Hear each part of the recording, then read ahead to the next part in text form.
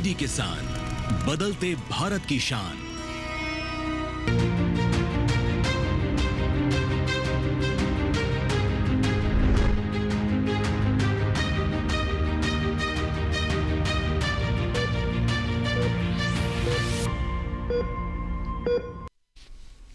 नमस्कार, स्वागत है आपका स्वस्थ किसान में। मैं हूं अंचल सिंह। स्वस्थ किसान एक ऐसा कार्यक्रम है जिसमें हम आपके स्वास्थ्य के बारे में चर्चा करते हैं। जी हां, अगर हमारे किसान स्वस्थ होंगे, हमारे देश के नागरिक होंगे स्वस्थ, तभी हम एक स्वस्थ राष्ट्र की कल्पना कर सकते हैं। और इसकी पहली सीढ़ी ये है कि आप जागरूक बने। कहते भी हैं कि precaution is better than cure, यानी सावधानी इलाज से बेहतर है, और ये तभी हो पाएगा जब आप जागरूक होंगे। आज हम बात करने वाले एक बहुत ही ख़ास विषय के बारे में। जी हाँ, हम बात करने वाले हैं सांस संबंधी समस्या यानी एस्थमा के बारे में। एस्थमा की बात करें तो ये एक ऐसी समस्या है जो विश्व स्तर पर लगातार अपने पैर पसारती जा रही है, और हमारे भारत में भी हम देख रहे हैं कि इसकी चपेट में बहुत सारे लोग आ रहे हैं। यहाँ पर कई बार मिथ्स भी हैं, कई बार जानकारी का अभाव भी है। सही समय पर अब तक अगर मेडिकल सेवा नहीं पहुँच पाती है तो उससे भी कई बार हालात गंभीर हो जाते हैं। लेकिन कैसे इसके लक्षण को पहचानें, कौन कौन सी वजह हो सकती है, उपचार कैसे किया जाए, इन सब बातों को आज के कार्यक्रम में हम आप तक पहुँचाएंगे। और विशेष तौर पर इस विषय को हमने कार्यक्रम में रखा है क्योंकि विश्व एस्थमा दिवस 6 तारीख को मनाया जाता है। इसीलिए हमारा भी मकसद है कि हम आपको जागरूक कर सकें। तो देखिए, हमारा विषय है एस्थमा, कारण, लक्षण और बचाव। आपको ये बता दें कि जीना की ओर से ये जो पूरा एक मुहिम है ये आयोजित की जाती है। एक वैश्विक स्तर की संस्था है जिसका मकसद भी यही है कि विश्व स्तर पर लोगों को जागरूक किया जाए। इसके लिए और बेहतर सेवाएं किस तरह की हो सकती हैं, कैसे हम इसे और बेहतर तरीके से मैनेज कर सकते हैं, इन सभी बिंदुओं पर कार्य किया जाता है। तो चलिए आज के कार्यक्रम की शुरुआत करते हैं। और अगर आपके कोई भी सवाल है, कोई आशंका है, आपके आसपास किसी के साथ आप देखते हैं कि ऐसे कोई लक्षण दिखाई दे रहे हैं, तो भी आप हमें कॉल कर सकते हैं। हमारा टोल फ्री नंबर आप नोट कर लें, साथ ही हम आपको अपना ईमेल आईडी भी बताएंगे। आप लाइव हमें ईमेल भी कर पाएंगे 1800113060। दूसरा नंबर 1800113061। टोल फ्री नंबर के बाद अब हमारा ईमेल आईडी भी नोट कर लें। आप हमारा ईमेल आईडी देख लीजिए। तो हमारा ईमेल आईडी है स्वस्थकिसान लाइव, देख सकते हैं आप 2024@gmail.com। स्वस्थकिसान लाइव 2024@gmail.com। और दर्शकों को यहाँ पर यह भी बता दें कि चाहे वो आपका ईमेल हो या फिर आपकी कॉल हो, सभी सवाल लाइव इस दौरान इस कार्यक्रम में शामिल किए जाएंगे, यानी आपकी समस्याओं का लाइव समाधान होगा। तो आज जिस विषय पर हम बात करने वाले हैं ये बहुत महत्वपूर्ण है आपके स्वास्थ्य के लिए, जागरूकता के लिए, और इसमें हमारी मदद कर रहे हैं बहुत ही विशेष मेहमान। आइए उनसे हम आपकी मुलाकात करवा देते हैं। हमारे साथ डॉक्टर तन्मय तालुकदार साहब हैं। सर, बहुत बहुत स्वागत है। आप डॉक्टर प्रोफेसर पल्मोनरी विभाग VMMC एवं सफदरजंग अस्पताल दिल्ली में है। और हमारे साथ डॉक्टर सौरभ मित्तल हैं, असिस्टेंट प्रोफेसर पल्मोनरी विभाग एम्स दिल्ली से। तो दोनों बहुत खास मेहमान हमारे साथ हैं, और आप समझ सकते हैं कि किस स्तर तक आप तक जानकारी पहुंच सकते हैं, क्योंकि एक डॉक्टर एम्स से है और दूसरे डॉक्टर हमारे सफदरजंग अस्पताल से हैं। दोनों ही जाने माने अस्पताल हैं, सरकारी अस्पताल हैं। तो आप हमें कॉल करें और अपनी समस्याओं से हमें रूबरू करवाएं ताकि उनका हम समाधान कर सकें, आपको जागरूक कर सकें। बातचीत की शुरुआत करें उससे पहले एक ये रिपोर्ट देख लेते हैं जो कि हमने एस्थमा के ऊपर तैयार की है।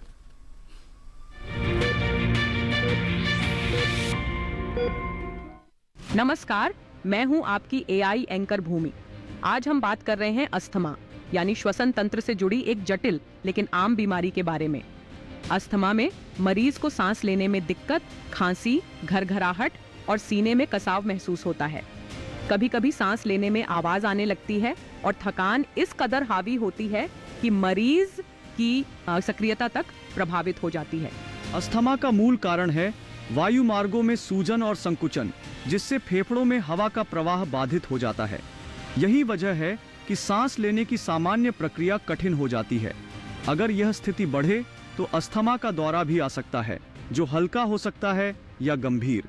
गंभीर स्थिति में तुरंत डॉक्टर से संपर्क करना जरूरी होता है, क्योंकि इलाज में देर जानलेवा हो सकती है। अस्थमा को धूल, परागण, पालतू जानवरों के बाल, धुआं, धूम्रपान और वायरल संक्रमण जैसे कारक बढ़ावा देते हैं। हालांकि इसका कोई स्थायी इलाज नहीं है, लेकिन गोलियों इनहेलर और इंजेक्शन से इसके लक्षणों को नियंत्रित किया जा सकता है। अगर आप इससे ग्रस्त हैं तो एलर्जी, प्रदूषण और धूम्रपान से दूर रहें, साथ ही स्वस्थ आहार लें और नियमित व्यायाम करें। ग्लोबल इनिशिएटिव फॉर अस्थमा जीना के अनुसार सही उपायों से अस्थमा के गंभीर दौरे को लंबे समय तक रोका जा सकता है। इलाज के जरिए फेफड़े सामान्य या लगभग सामान्य रूप से काम करने लगते हैं और मरीज की शारीरिक सक्रियता भी बेहतर होती है। आज अस्थमा खासकर विकासशील देशों में एक बड़ी समस्या है। आंकड़े बताते हैं कि अस्थमा से होने वाली 96% मौतें कम या मध्यम आय वाले देशों में होती हैं। हर साल विश्व अस्थमा दिवस हमें इस बीमारी की गंभीरता और रोकथाम के प्रति जागरूक करता है। पहली बार यह दिवस 1998 में मनाया गया था और तब से यह प्रयास जारी है कि अस्थमा से ग्रसित हर व्यक्ति को राहत और सही जानकारी मिल सके। ख्याल रखें, जागरूकता ही सबसे बड़ा इलाज है।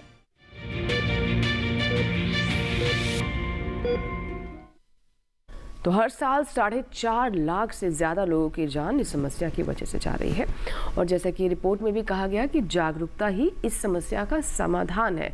कई बार जानकारी ना होने की वजह से भी गंभीर समस्याएं बन जाती हैं। चलिए बातचीत की शुरुआत करते हैं। सर, अभी हमने रिपोर्ट दिखाई तो हम बहुत ही बेसिक, बहुत ही सामान्य सवाल से इसकी शुरुआत करते हैं आज के कार्यक्रम की। अस्थमा क्या है? सवाल मेरे लिए है जी। आपके श्रोताओं को और दर्शकों को मेरा नमस्कार। देखिए, एस्थमा क्या है वो जानने से पहले सबसे पहले मैं उसकी जो वॉल्यूम है, उसका जो समाज पे प्रेशर है वो बताना चाहूँगा। दुनिया भर में 30 करोड़ लोग दमे की बीमारी को जूझते हैं और जैसा बताया गया रोज़ करीब 1000 लोगों की मृत्यु होती है। तो ये एक बहुत बड़ी समस्या है जिसकी तरफ उतना ध्यान नहीं गया जितना जाना चाहिए और आज के जैसे कार्यक्रम से हम और लोगों को इसके बारे में जानकारी मिलेगी। तो ये दमा है क्या? ये एक ऐसी बीमारी है जिसमें सांस की नली जिसमें हवा आती जाती है उसमें सिकुड़न हो जाती है, उसके दीवालों में सूजन हो जाता है और बलगम गाढ़ा सा बनने लगता है। तो उसका क्या होगा? सांस हवा आना जाना मुश्किल हो जाएगा और उसके कारण कई सारे लक्षण हमारे मरीजों को होगा और उसके कारण दिन भर की दिनचर्या के जो कार्य हैं वो करना मुश्किल हो जाएगा। रात को नींद में तकलीफ होगी, एक्टिविटीज़ और एक्सरसाइज करने में तकलीफ होगी और अगर इलाज ठीक से नहीं किया गया तो आगे चल के ये परमानेंट हो जाएगा। यानी ऐसा है कि दमे में दवाई अगर ठीक से ले तो हम बिल्कुल ठीक से अपनी ज़िंदगी सुचारू रूप से चला सकते हैं, लेकिन अगर हमने वो नहीं किया तो वो तकलीफ बनी रहेगी। तो ये दमा है। शुरुआत में मैं इतना बताना चाहूँगा जी।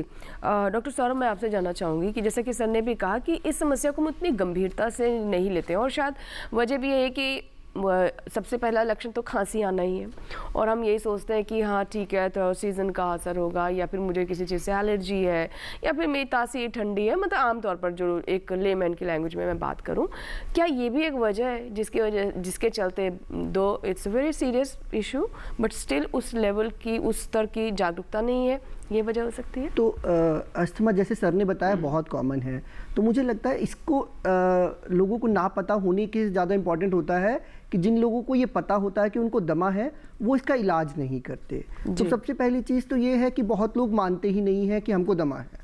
जैसे अगर आप किसी मरीज़ को कहें कि भाई हमको लगता है आपको अस्थमा है तो वो डिनाई करता है, वो कहते नहीं डॉक्टर साहब मुझे दमा कैसे हो सकता है। तो ये बात समझनी पड़ेगी कि दमा बहुत कॉमन बीमारी है, किसी को भी हो सकती है। तो दमा के लक्षण जैसे सर ने बताया कि बार बार खांसी आना, तो बहुत बार क्या होता है दमा सीजनल होता है या घटता बढ़ता रहता है। जैसे आप 1-2 महीना ठीक रहेंगे फिर आपको खांसी हो जाएगी। तो अब आप डॉक्टर आपके पास गए, डॉक्टर ने बोला आपको दमा है, तो आप कहेंगे डॉक्टर साहब मैं तो ठीक रहता हूँ।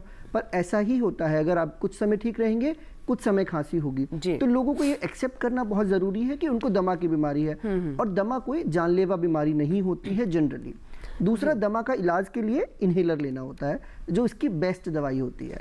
तो अब जैसे ही आप किसी मरीज़ को बोले कि इन्हेलर लेना है तो वो तुरंत मना कर देते हैं कि डॉक्टर साहब हमने सुना है इसकी आदत पड़ जाती है, ये नुकसान देता है, इसके बिना मैं जी नहीं पाऊंगा, मैं इन्हेलर नहीं लेना चाहता, मैं उसके बिना कुछ और ट्राई करना चाहता हूँ। तो वो सब चीज़ें होती हैं जिसकी वजह से लोग डिनाइल में रहते हैं, नहीं मानते कि दमा है, उसका ठीक से इलाज नहीं करते और फिर वो बढ़ जाता है या उसके बार बार अटैक आने लगते हैं। जी सर, अब मैं जानना चाहूँगी कि मुख्य कारण इसके क्या हो सकते हैं? मतलब अस्थमा, ये जो दमे की हम बीमारी की बात कर रहे हैं, इससे बढ़ाने में या फिर इसको पैदा करने में कौन से कारक हैं जो हम आमतौर पर जिन पर ध्यान नहीं देते हैं, या फिर कहें जिसे हम अपने जीवन का एक हिस्सा ही मान बैठते हैं? जी, बहुत अच्छा सवाल है। इसकी सबसे पहले तो ये जानना होगा कि दमा जो है ना, ये आनुवांशिक बीमारी है, यानी हमारी टेक्निकल भाषा में बोलते हैं इट्स अ जेनेटिक डिजीज, यानी वो हम लेके पैदा होते हैं। लेकिन इसका मतलब ये नहीं कि अगर माता पिता में से किसी एक को दमा हो तो हर बच्चे को ही दमा होगा, नहीं, ज़रूरी नहीं है। लेकिन परिवार में और माता पिता भाई बहनों में अगर दमा है तो बहुत ज़्यादा संभावना हो जाती है कि मुझे भी वो बीमारी होगी। लेकिन दमे में दो चीज़ें समझना ज़रूरी। एक तो वो कारण हो गया कि आनुवांशिक, लेकिन अगर मेरे अंदर वो जीन हैं तो क्या मुझे हमेशा दमा होगा? जी नहीं।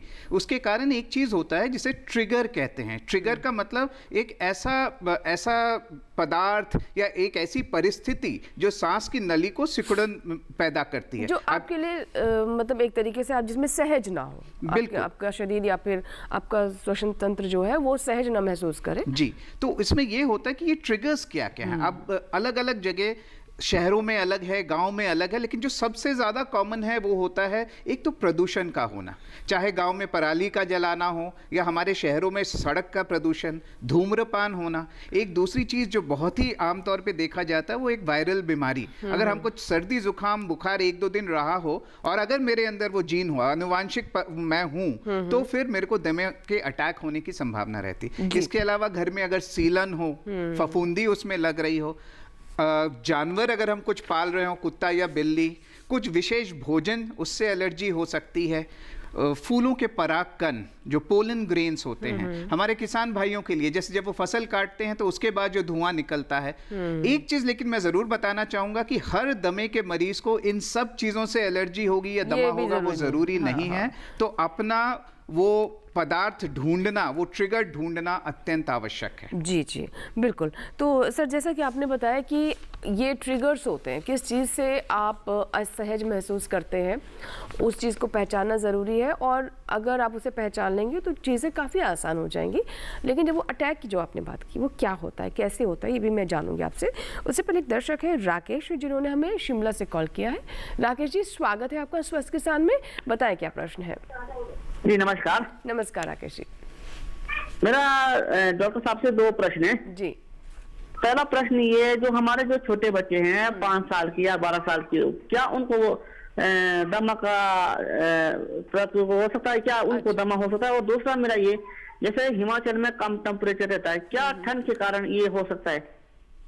ठीक है, दोनों बहुत अच्छे सवाल हैं। सर, मैं आपसे जानना चाहूँगी डॉक्टर साहब। तो जैसे आपने बच्चों की बात करी, तो हाँ, बच्चों को दमा हो सकता है। तो जो 5 साल से कम उम्र के बच्चे होते हैं उनमें दमा होने के चांस कम होते हैं, पर 5 साल से उम्र के बच्चों में दमा होने का चांस होता है।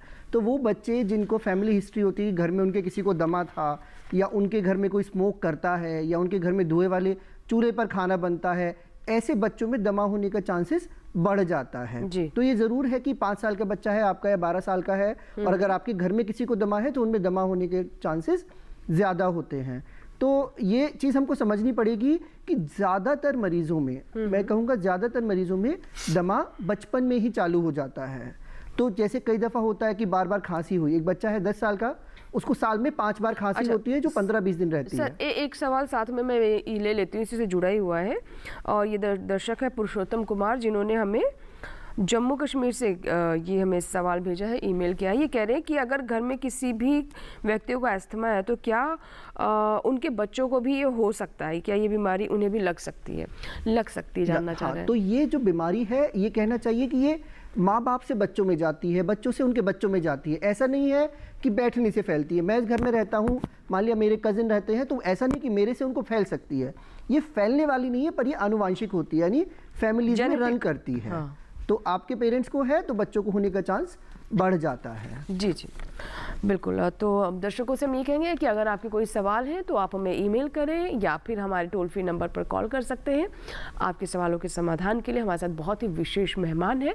और वैसे भी जैसे कि कार्यक्रम की शुरुआत में हमने आपको बताया कि विश्व अस्थमा दिवस है। मकसद यही है कि लोगों को जागरूक किया जाए ताकि वो अपने स्वास्थ्य के प्रति सजग रहें। तो एक हमारा भी ये प्रयास है। सर, आगे मैं आपसे जानना चाहूँगी, जैसे कि अभी हमने बात की कि ट्रिगर्स क्या क्या होते हैं, किन किन चीज़ों से हो जाता है, लेकिन जब हम कहते हैं कि अस्थमा का अटैक आना, वो अटैक क्या होता है, कैसा होता है, ये मैं आपसे समझूंगी सर। लेकिन उससे पहले कॉलर है, उनका हम सवाल ले लेते हैं। हेलो हेलो हेलो, राजेंद्र जी है हमारे साथ। राजेंद्र जी कहाँ से बात कर रहे हैं? रेवाड़ी। ठीक है, बताइए राजेंद्र जी, सवाल बताएं। सर मैडम, मेरे को 17-18 साल से पूरा कोट 200 ले रहा हूँ। ठीक है, तो वो मैडम अब उसके जैसे साइड इफेक्ट नॉर्मल है, थोड़ी कमजोरी है। अच्छा, आपकी उम्र कितनी है राजेंद्र जी? एज कितनी है आपकी? 44 साल कंप्लीट हो चुकी मैडम। अच्छा, और भी कोई समस्या है इसके साथ? हाँ सर, समस्या ये है मेरे को अब पेशाब बत्ती आने लग गया है, जैसे गोली मान लिए लेने से थोड़ा सा पेशाब बत्ती आने लग गया है। सर तो जितना मैं और मैडम फ्री है बस हल्की फुल्की। तो इनको कई सालों से 14 सालों से सांस की समस्या है। हाँ, यही इन्होंने हाँ, पूछा? हाँ, यही बताया। और उसकी शायद दवा भी ले रहे हैं। जी जी जी, तो इनके सवाल का मैं जवाब दूंगा। उससे पहले आपके प्रश्न का जवाब दे दूं कि ये दमे का अटैक होता क्या है। अब देखिए, दमे के मरीजों में सांस की नली में सूजन हल्का हल्का हमेशा बना रहता है, क्योंकि वो इतना ज़्यादा नहीं होता तो कई बार महसूस नहीं होता या पता नहीं चलता।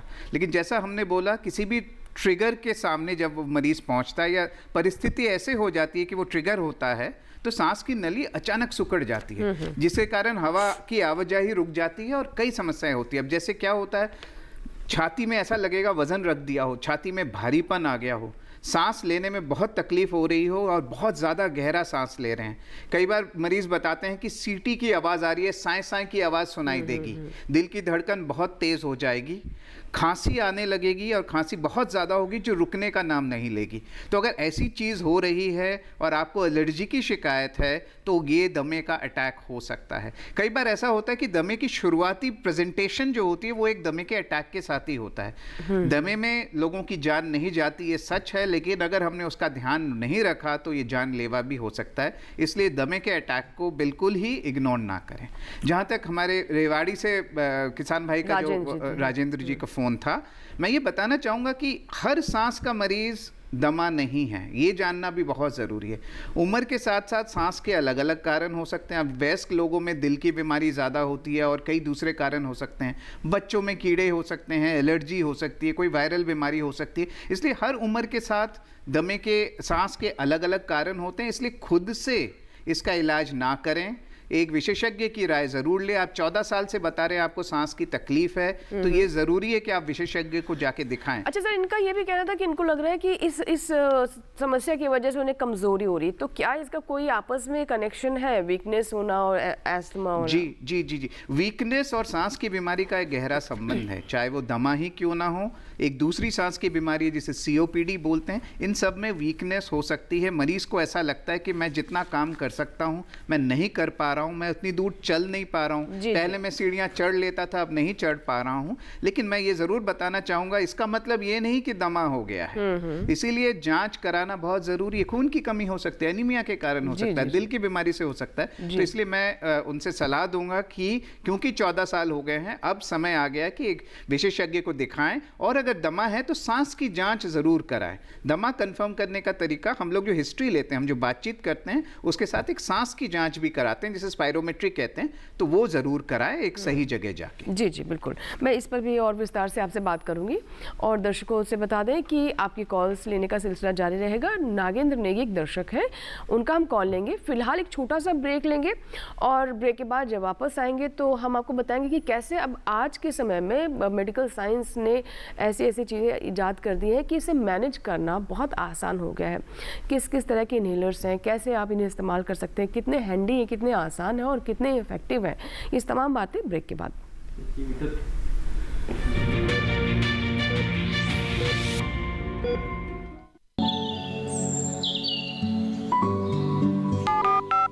हेलो, कार्यक्रम के पहले कॉलर जुड़ गए हैं। इस बीच हमारे पास कुछ ईमेल्स भी आए हैं। सवाल पूछिए अपना।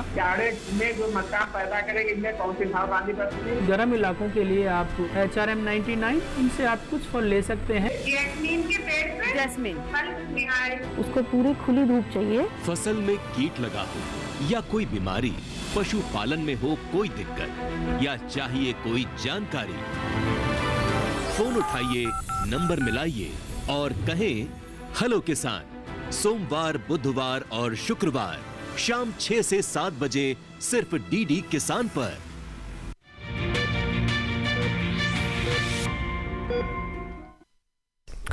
ब्रेक के बाद एक बार फिर आपका स्वागत है। आप देख रहे हैं स्वस्थ किसान और आज हम बात कर रहे हैं अस्थमा के बारे में, दमा की समस्या और इससे जुड़ी हुई तमाम जो महत्वपूर्ण बातें हैं वो हम आप तक पहुंचा रहे हैं, आपकी कॉल्स भी ले रहे हैं। और जैसे कि मैंने ब्रेक से पहले बताया था कि नागेंद्र नेगी हैं जो हमारे दर्शक हैं जिन्होंने मेरे कॉल लगाया है, तो आइए उनसे बात करते हैं। नागेंद्र सिंह नेगी जी हैं जिन्होंने हमें मंडी हिमाचल प्रदेश से फ़ोन लगाया। नागेंद्र जी, स्वागत है आपका स्वस्थ किसान में, बताइए क्या सवाल। मैडम नमस्कार सर। नमस्कार और डॉक्टर साहब को भी नमस्कार। मैं हिमाचल प्रदेश के सरकाघाट मंडी से नागेंद्र सिंह नेगी बोल रहा हूँ। जी जी, स्वागत है सर आपका। मतलब मेरा सवाल ये है कि हम काम के सिलसिले में जब मनाली से आगे हाई एल्टीट्यूड में लाहौल स्पीति और लेह तक जाते हैं जी, तो वहां पर चलने पर सांस फूलती है, दम घुटता है और साथ में रात को तो नींद ही नहीं आती या आधी रात के बाद सो नहीं सकते। तो ये क्या वो ठंडी हवा की वजह है या हम हालांकि उसके बाद तो कई बार हमें छोटा ऑक्सीजन का सिलेंडर लेकर के जाओ जिसकी वजह से जो कई टूरिस्टों को भी वो वहां पर प्रॉब्लम आई तो हमने उसका इस्तेमाल करवाया उनसे जी। तो ये मैदानी क्षेत्रों से जो टूरिस्ट आते हैं उनको बहुत ज्यादा ये समस्या होती है, इसलिए हमें क्या और कैसे करना चाहिए जो कि पूरी तरह से एकदम मतलब दमे कैसे लक्षण दिखाई देते हैं। जी नागेंद्र जी, बहुत ही व्यवहारिक सवाल है आपका। और सर मैं आपसे जानना चाहूँगी, जैसे इन्होंने बेसिकली लद्दाख का जिक्र किया है जहाँ पे थोड़ा बहुत ऊंचाई पर है वो, ये हम सभी जानते हैं। तो इम्पॉर्टेंट चीज़ ये है जैसे जैसे आप पहाड़ की जगह जाते हो और ऊपर जाते हैं तो वहाँ पे हवा में ऑक्सीजन का लेवल कम होने लगता है। तो जो लोग नॉर्मली मैदान पर रहते हैं जिनको लंग्स की बीमारी नहीं है, जैसे जैसे वो भी ऊपर जाते हैं उनको ऑक्सीजन की डिमांड बढ़ने लगती है। तो जैसे अगर मैं नॉर्मल हूँ मगर मैं भी पहाड़ पर जाऊँगा, मैं और ऊंचा जाऊँगा तो मुझे भी हो सकता है सांस की दिक्कत बढ़ने लगे, मेरी ऑक्सीजन की लेवल कम होने लगे।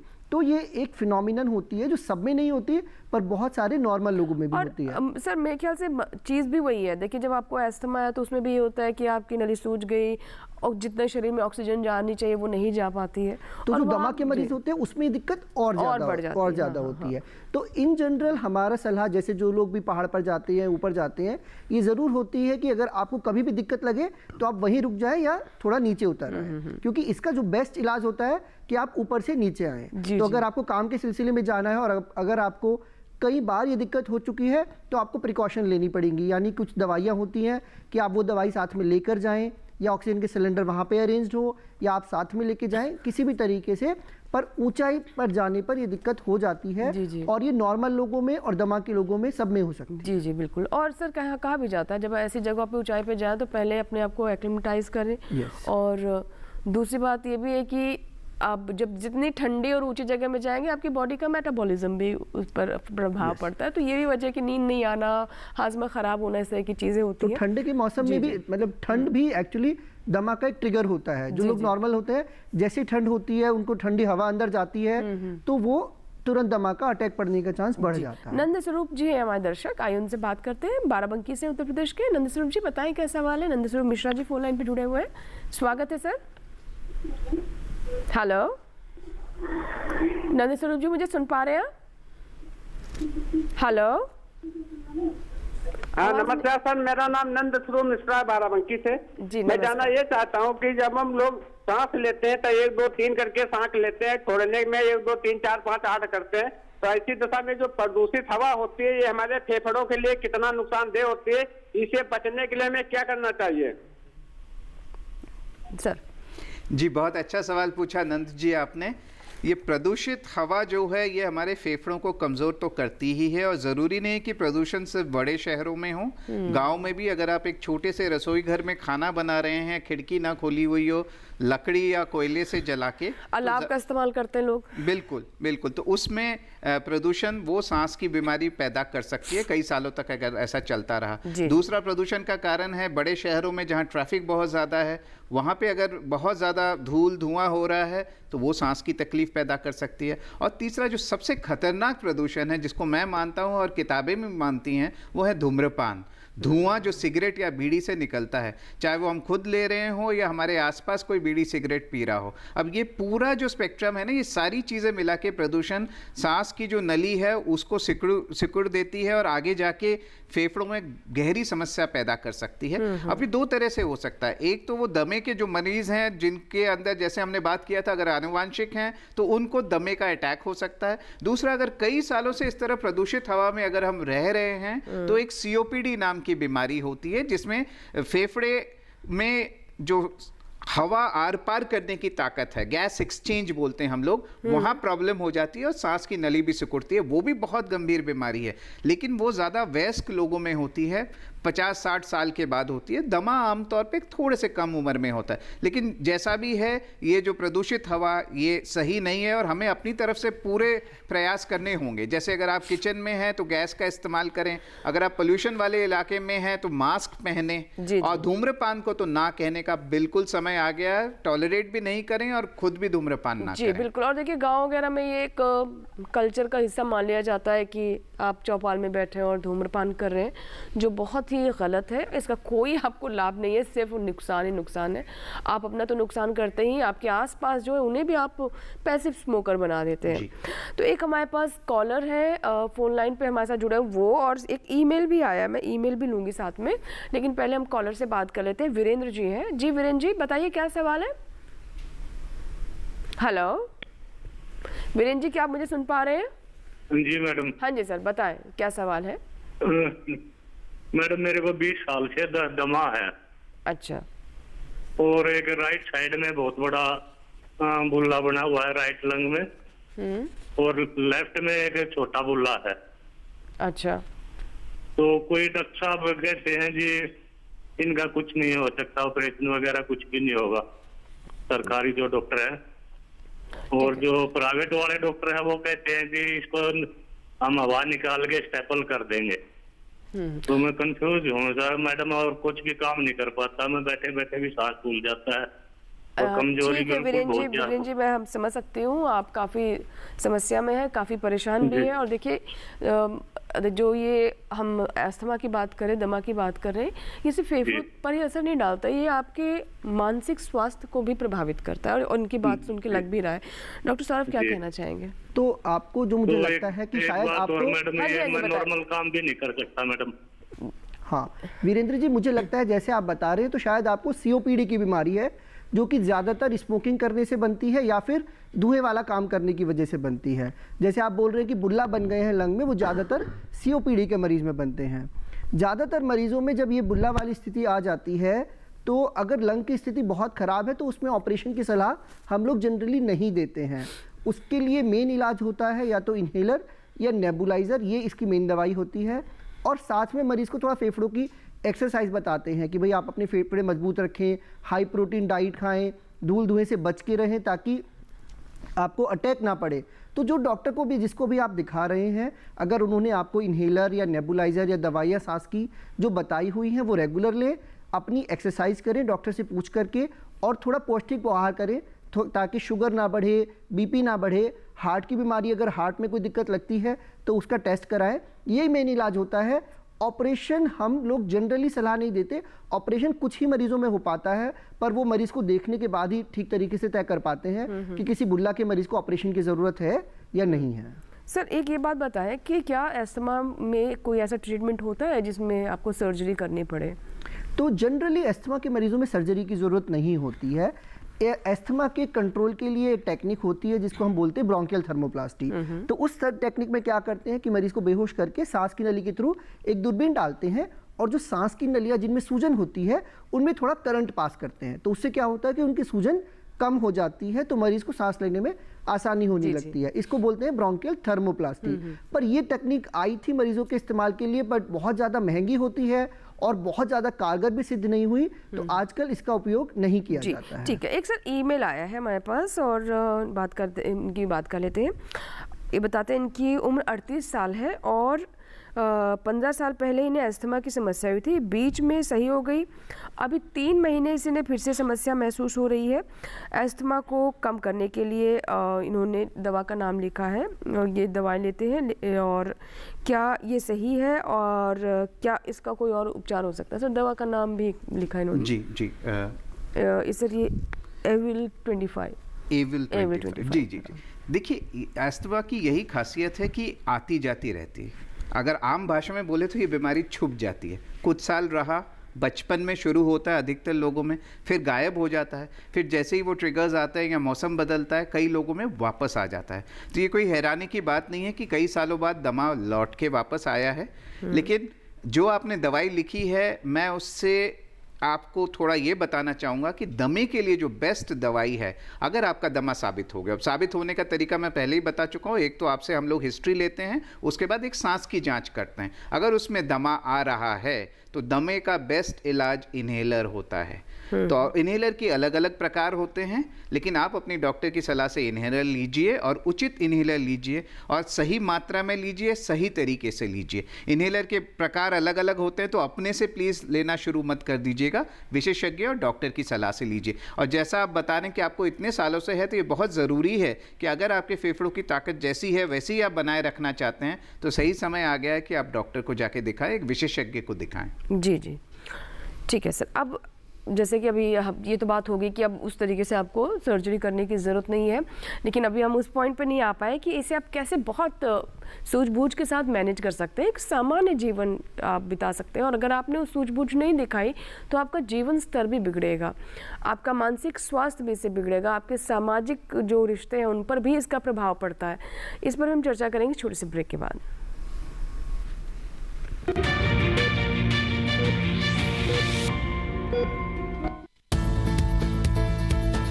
फसल की क्या है चाल,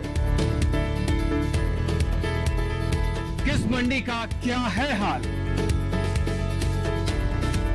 उतरते चढ़ते भाव का सर,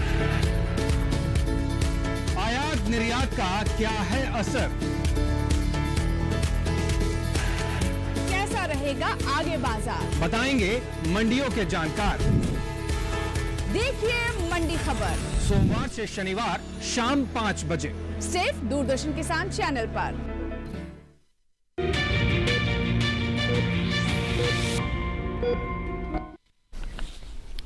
ब्रेक के बाद एक बार फिर आपका स्वागत है। आप देख रहे हैं स्वस्थ किसान और आज हम बात कर रहे हैं दमा की बीमारी के बारे में।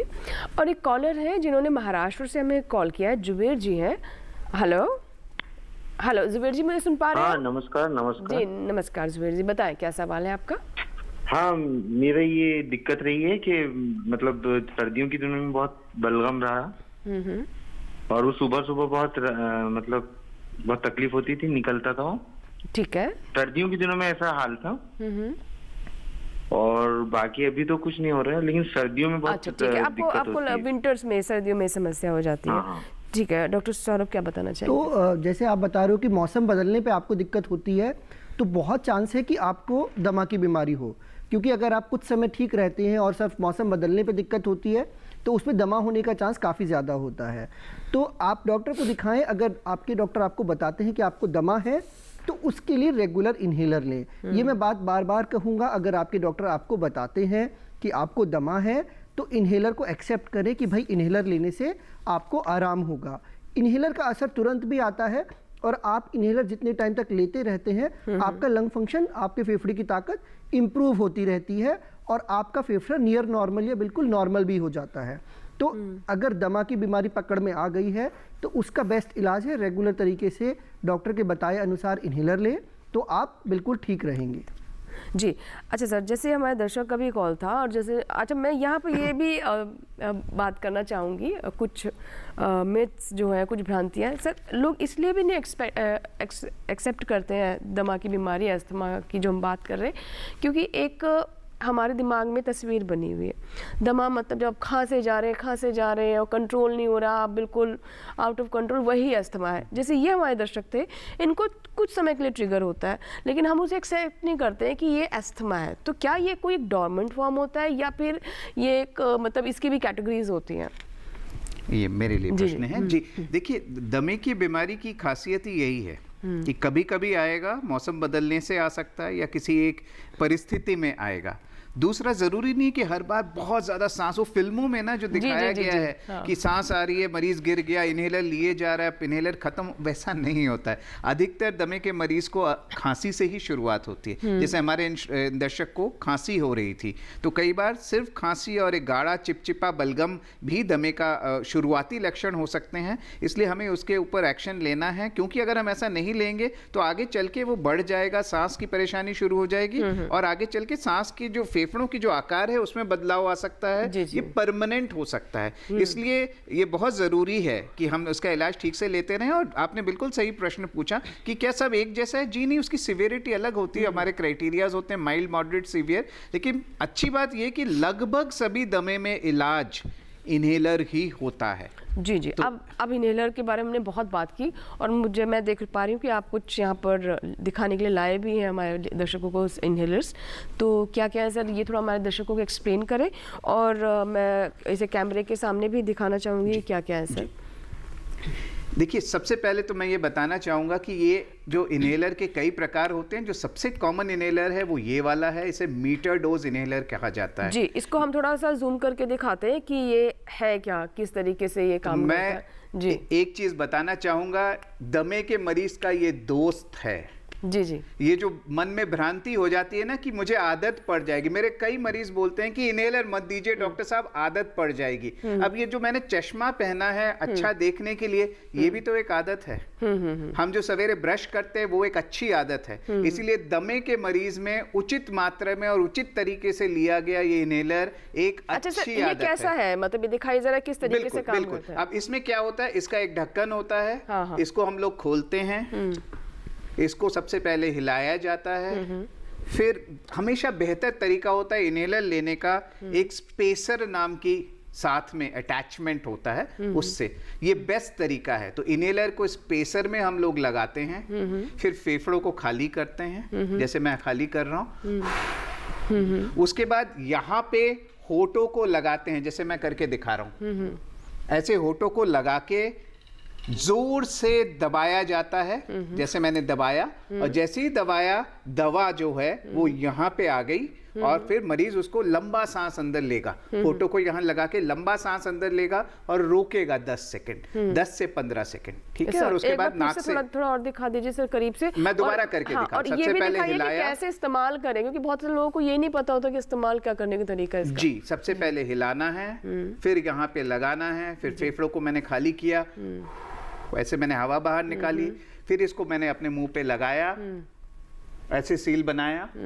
मान लीजिए अभी सील लगा हुआ है, फिर ऐसे जोर से इसको दबाते हैं तो दवाई अंदर चेंबर में आ जाती है। और जैसे ही दवाई अंदर आया, सांस को अंदर खींच के 10 सेकंड तक रोकना है, जैसे मैं करके दिखाता हूं। अभी मैं सांस अंदर खींच रहा हूं,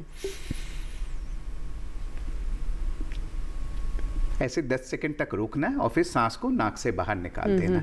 एक चीज ये जानना है, मरीज ये पूछते हैं कि ये जरूरी क्यों है। ये इसलिए जरूरी है, जैसा आपने देखा बीमारी फेफड़ों की है, दवाई सीधा फेफड़ों तक पहुंचती है, बहुत कम मात्रा में, माइक्रोग्राम में। आप ग्राम जानते हैं, मिलीग्राम जानते हैं, ये उससे भी 1000 गुना कम माइक्रोग्राम में ये डोज अंदर फेफड़ों में जाता है और फौरन असर करता है। तो फायदे ही फायदे हैं, ठीक है। इसीलिए इससे डरिए नहीं। अगर आप दमे के मरीज हैं और आपको डॉक्टर ने ये बोला है तो इसको जरूर लीजिए। इनहेलर के अलग अलग प्रकार होते हैं, लेकिन ये तरीका सही तरीका है, इसका इस्तेमाल जरूर करें। अच्छा, इसके अंदर दवा कैसे होती है सर, ये भी दिखा दीजिए निकाल करके। ये जो कुछ इसका ये हवा के फॉर्म में दवा होती है, इसको मीटर डोज इनहेलर बोलते हैं। ये प्रेशराइज्ड होता है, जैसे हम लोग परफ्यूम नहीं निकालते जो सेंट होता है, ये वैसे भी इसी में देखिए मैं हवा निकाल रहा हूँ, सेंट की तरह ये दवा निकली। ये जो हवा निकली यही दवाई है और इसी को फेफड़ों तक पहुंचाना है बहुत कम मात्रा में। देखिए, अगर आप गोली, मरीज बोलते हैं गोली दे दीजिए डॉक्टर साहब, सिरप दे दीजिए, लेकिन वो पूरे शरीर में जाता है, बाकी अंगों को भी नुकसान पहुंचाता है। लेकिन ये दवाई सीधा फेफड़ों तक पहुंचती है और अच्छा कारगर दवाई है। विश्व की सभी बड़ी बड़ी स्वास्थ्य संस्थाएं इसी तरीके को बोलती हैं कि दमे में इसका इन्हेलर का प्रयोग करें। इससे डरिए नहीं, ये सबसे बड़ी समस्या है दमा में, इन्हेलर का डर। इस डर को निकाल बाहर करिए। तो सर ये इन्हेलर जैसे आपने बताया कि अगर डॉक्टर ने कहा है तो आपको इस्तेमाल करना चाहिए, और ये आपका दोस्त है, ये ऐसा कुछ नहीं है कि आपको इसकी लत लग जाएगी और आपको समस्या हो जाएगी। आगे मैं ये जानना चाहूँगी कि इसका रखरखाव कैसा होना चाहिए, खासतौर पर अगर किसी बच्चे में सिम्टम्स हैं तो स्कूल में जब वो जाना शुरू करता है तब क्या करना चाहिए। अगर आप किसी ऐसे प्रोफेशन में हैं जहाँ पर ये चीज़ें ट्रिगर हो सकती है तो क्या करना चाहिए। गर्भवती महिलाओं के लिए भी बताइएगा। चलिए कॉलर है, उनसे हम बात कर लेते हैं। पहले डॉक्टर प्रदीप साहू है हमारे साथ फोन लाइन पर। इन्होंने हमें भोपाल से कॉल किया है, मध्य प्रदेश से। जी साहू साहब, स्वागत है। डॉक्टर साहू बताइए। आवाज आ रही है क्या मैडम? जी जी बिल्कुल सुन पा रहे हैं हम आपको। हाँ हाँ, गुड इवनिंग एवरीवन। जी सर, गुड इवनिंग। हाँ डॉक्टर साहब, मैं ये पूछना चाहता हूँ कि इसका नाम एक्चुअली पुराना दमा है। मैं थोड़ा सा जोक से अपार्ट कि दमा में दम आता है कि दम जाता है, ये तो सर थोड़ा सा अलग मजाक की बात है। मेरा क्वेश्चन ये है कि दमा के जो मरीज होते हैं उसका एयर क्वालिटी इंडेक्स जो होता है AQI, अलग अलग जगहों का AQI अलग अलग है, तो डिफरेंट AQI का दमा के मरीज पर क्या फर्क पड़ता है? ठीक है सर, बहुत अच्छा सवाल है। डॉक्टर सौरभ, मैं आपसे जानना चाहूंगी कि आजकल AQI, no it's drawing room conversation, so AQI अब वायु प्रदूषण आप कह लें, प्रदूषण कह लें, तो छोटी छोटी जगहों पर आजकल होता है। ये प्रूवन है इस समय कि जहाँ वायु प्रदूषण ज़्यादा होता है वहाँ पर दमा के मरीजों की संख्या बढ़ जाती है, और जिन मरीजों को दमा होता है अगर वो ऐसी जगह रहते हैं जहाँ पर वायु प्रदूषण है तो उनमें दमा के अटैक आने की संख्या बढ़ जाती है। ये बिल्कुल क्लियर है। तो अगर आपको दमा है, आप ऐसी जगह पर रहते हैं जहाँ वायु प्रदूषण ज़्यादा है, तो इस चीज़ के चांसेस हैं कि आपको दमा के अटैक ज़्यादा पड़ेंगे, या फिर आपको जो दवाई है उसकी डोज ज़्यादा लेनी पड़ेगी अपने दमा को कंट्रोल करने के लिए। जी जी। तो ये बिल्कुल क्लियर है कि वायु प्रदूषण की वजह से दमा के रोग बढ़ते हैं, दमा के अटैक बढ़ते हैं। जी। अब सर मेरा वही सवाल कि जिसको अगर इस तरह के ट्रिगर्स होते हैं या दमा है और डॉक्टर ने इन्हेलर इस्तेमाल करने के लिए कहा है, तो किस किस तरह की सावधानी बरतनी चाहिए। खासतौर पर मैं बच्चों की से ही शुरुआत करना चाहूँगी, स्कूल के स्तर पर अगर वो बाहर जाते हैं या कुछ भी है इस तरह से। देखिए, इन्हेलर बहुत सेफ़ है, लेकिन 2-3 चीज़ों का हमें ध्यान रखना होता है। इन्हेलर में स्टेरॉयड नाम की एक दवाई होती है, लगभग सभी इन्हेलर्स में। वो बहुत ही स्टेरॉयड एक ऐसी चीज़ है जिससे भी काफ़ी लोग डरते हैं। ये दोधारी तलवार है और उससे मैं बिल्कुल डिनाई नहीं करूँगा, लेकिन अगर उचित मात्रा में और सही समय पे स्टेरॉयड लिया जाए वो दमे में बहुत फ़ायदा देता है। लेकिन ये स्टेरॉयड जो है, हमें दवाई चाहिए फेफड़ों तक, लेकिन अगर हम इन्हेलर से ले रहे हैं तो वो मुंह से होते हुए फेफड़ों तक जाती है, इसलिए मुंह की सफाई करना बहुत ज़रूरी है इन्हेलर लेने के बाद। तो हम बोलते हैं कुल्ला करना है, वो बहुत ज़रूरी है। दूसरा जो मैंने डिवाइस दिखाया उसको स्पेसर डिवाइस बोलते हैं, किसी भी कंपनी का हो, कहीं से भी आप लें, लेकिन अगर स्पेसर डिवाइस से इन्हेलर ले रहे हैं, जैसा मैंने दिखाया था ये स्पेसर डिवाइस, अगर आप इससे इन्हेलर लेते हैं तो फिर साइड इफ़ेक्ट्स कम होते हैं। क्या क्या साइड इफ़ेक्ट्स होते हैं? आवाज़ में बदलाव आ सकता है, मुंह में फंगस का इन्फेक्शन, कैंडिडा बोल के कैंडिडियासिस, वो इन्फेक्शन हो सकता है। जी जी। तो ये, लेकिन अगर हम मुंह धो लें तो फिर कोई प्रॉब्लम नहीं है। शुगर के मरीज को थोड़ा सा और ज़्यादा ध्यान रखना होता है। ये ज़रूर ध्यान रखें, अगर हम ये वाला स्टेरॉयड नहीं लेंगे तो फिर डॉक्टर साहब को हमें सुई से या गोली से स्टेरॉयड देनी पड़ेगी, और उसकी बहुत समस्याएं, हड्डी कमज़ोर हो जाएगी, शुगर हो सकता है, BP हो सकता है, कोलेस्ट्रॉल का लेवल बढ़ेगा, आंखों में कैटरैक्ट हो सकता है, तो उसके बहुत ज़्यादा समस्याएं हैं। तो इसलिए हमें इन्हेलर का स्टेरॉयड से ना डरते हुए बचाव ज़रूर करना है, जैसा आपने पूछा कि मुंह धो लेना जरूरी है। एक हमारे पास ईमेल आया है, ये दर्शक हमारे गौतम है, जिन्होंने वैसे तो झारखंड के हैं लेकिन अभी ये फिलहाल दिल्ली से इन्होंने हमें ईमेल किया है, और इनके 4-5 सवाल हैं। पहला तो ये जानना चाह रहे हैं कि इनके एक दोस्त को काफ़ी समय से अस्थमा की समस्या है, तो ऐसे में किन किन चीज़ों का सेवन करने से बचना चाहिए, मतलब भोजन में, तरल में, या फिर कौन सी चीज़ें हैं जो जिससे बचना चाहिए। दूसरा सवाल है कि क्या आपकी स्लीप पैटर्न पर भी कोई प्रभाव पड़ता है अगर दमा है, और ये होता क्यों है। क्या कोई ऐसे भी विशेष महीने हैं साल के जब ये बढ़ सकता है, ये ज़्यादा हार्मफुल हो सकता है। डॉक्टर सौरभ। तो सबसे पहले तो मैं बताऊंगा कि ये होता क्यों है। ये हम बात कर चुके हैं कि जनरली ये आनुवांशिक होता है, बट कई दफ़ा घर में कुछ स्मोकिंग करने से या बचपन में इन्फेक्शन होने की वजह से भी दमा बढ़ जाता है। किसी भी ट्रिगर से दमा बढ़ जाता है। तो होने की वजह तो ये है।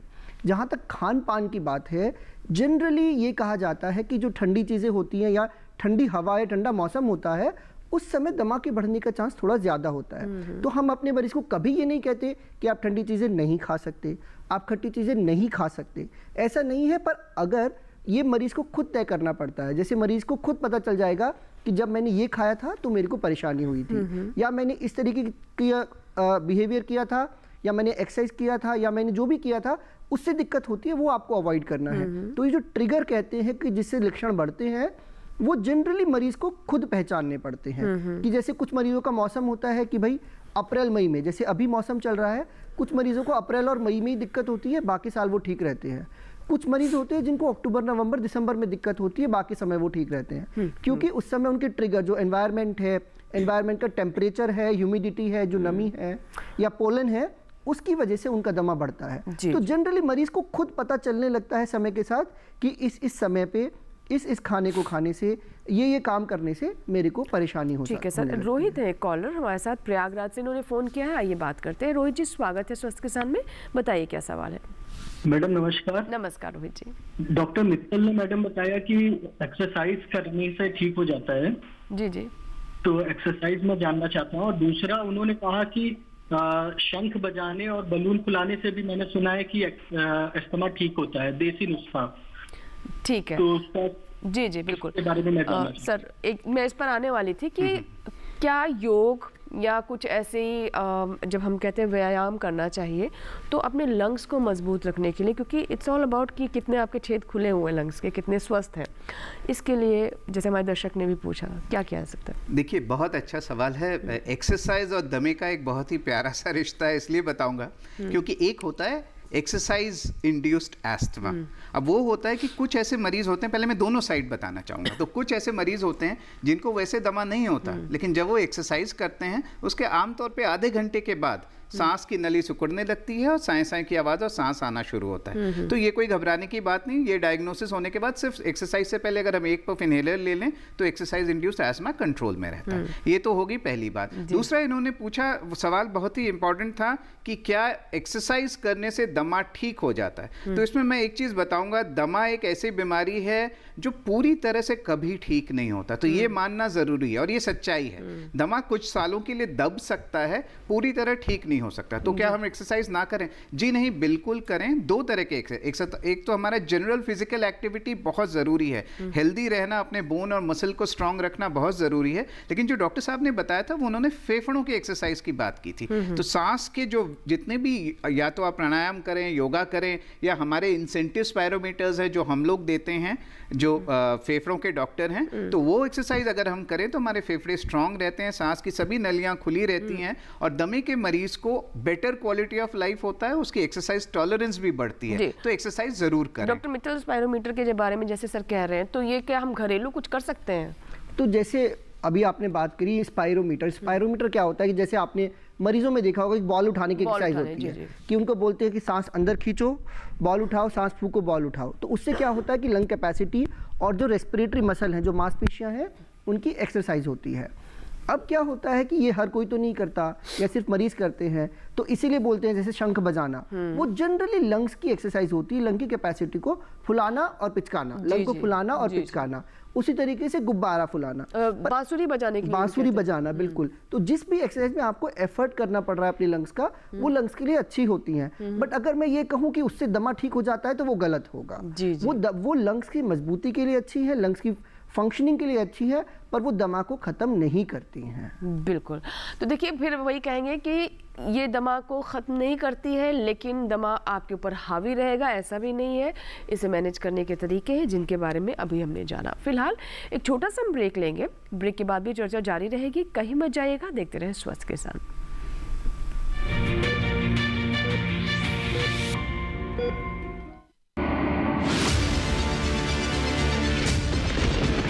बारिश हो या हो तूफान, ओलावृष्टि या तापमान, या हो पर्यटक स्थलों का पूर्वानुमान, पाला हो या कोहरा हो, या हो वायु की गुणवत्ता, सबकी सटीक जानकारी, सबका सटीक विश्लेषण। देखिए हमारे साथ मौसम खबर में। मौसम खबर, देश के मौसम का सबसे तेज और सटीक विश्लेषण, रोजाना शाम 7:30 बजे डीडी किसान पर।